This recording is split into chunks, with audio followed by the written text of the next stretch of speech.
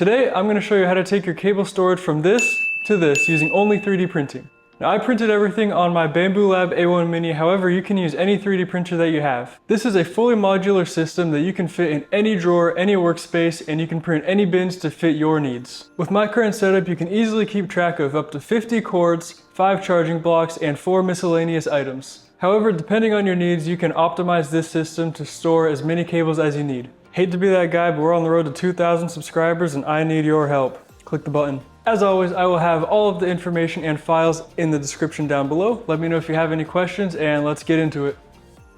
This right here is everything that you will need to tame that cable beast. At least it's everything that I used for my situation. You can obviously print out as many of these as you need, as many of these as you need. This entire system is completely customizable to your needs, and I think that is the beauty of it. Now, if you're familiar with the 3D printing world at all, you may notice that all of these things are Gridfinity based. If you're unfamiliar with Gridfinity, it is a grid-based system designed by YouTuber Zach Friedman. The system allows you to 3D print base plates to whatever size you need for your drawer or table, and print the corresponding buckets of whatever you're looking to build that will just sit in there so nicely. I chose to use Gridfinity for my base in this cable management system because not only will it work for me in my IKEA drawers, it'll work for anybody in any space that you want because you can decide how big you want your base plates to be.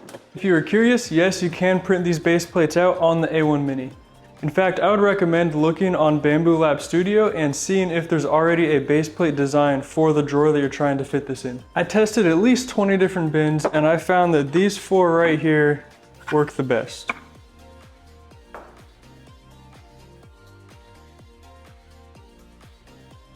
Now the beauty of this design is that you get 6 individual spaces for your cords with very little filament use in between. Especially when compared to some of these other drawers like this that are solid on the inside, this saves you a bunch of filament and a bunch of time. Now you can print one of these in 3 hours on the Bambu Lab A1 Mini, or you can print 2 in 5 hours, and that's what I would recommend.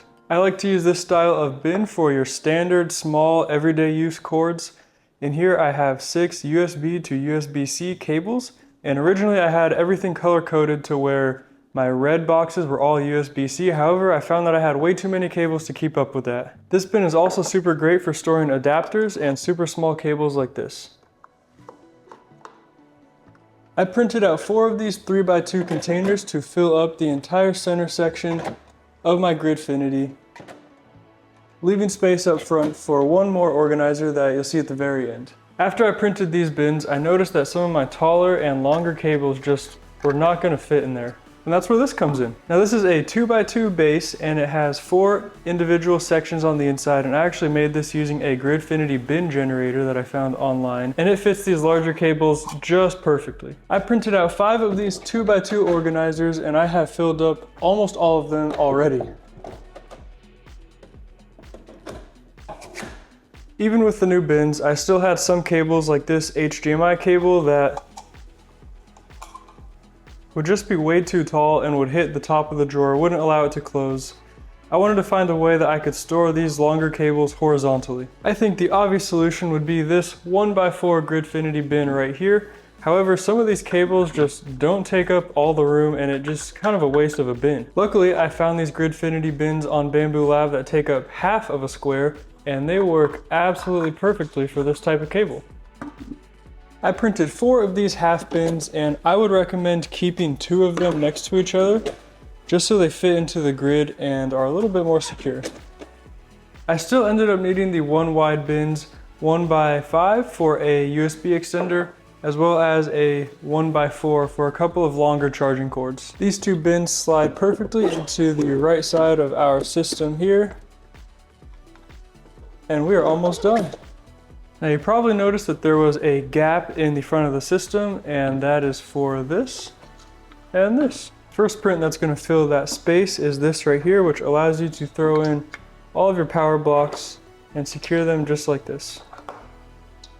And the last thing to finish off our system is a organizer that has 4 spaces to hold some cable organizing stuff, which you'll see in a future video. I'm going to throw both of these in here and that will finish off our entire drawer. And there it is. I absolutely love this system. It's amazing for keeping track of all of my cables and cords. They're all in one place. I don't have to go looking around the house for them. I love the system. Let me know if you love it too, and if you have any questions, leave them in the comments down below and I'll be happy to answer them. Go check out some of my other videos. Maybe subscribe while you're at it.